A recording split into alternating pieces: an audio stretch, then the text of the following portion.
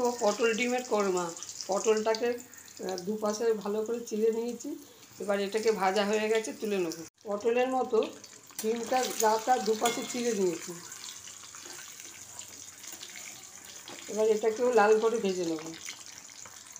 ডিমের তেলেতেই ডালচিনি, লবঙ্গ, ছোটো এলাচ ফোড়ন দিলাম।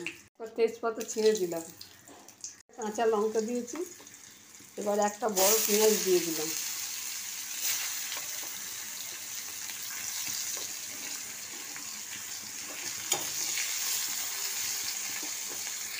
লাল করে ভাজা হয়ে গেছে। 1 চামচ আদা রসুন বাটা দিয়ে দিলাম। বড় একটা টমেটো আর ক্যাপসিকামটা দিয়ে দিলাম। এবার এতে দেবো 1/2 চামচ লঙ্কা গুঁড়ো, 1/2 চামচ জিরে গুঁড়ো, 1 চামচ কাশ্মীরি লঙ্কা, একটু হলুদ আর চিনি সব দিয়ে দিলাম। এবার এতে দিলাম নারকেলের দুধ।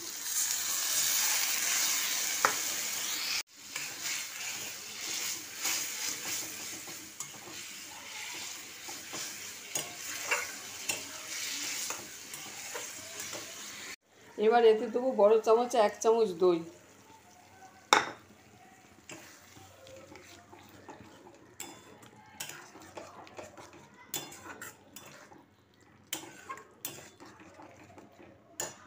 তেল ছেড়ে এসছে, এবার জল ঢেলে দিলাম। এবার ঝোলটা ফুটছে, ডিম আর পটলটা দিয়ে দিলাম।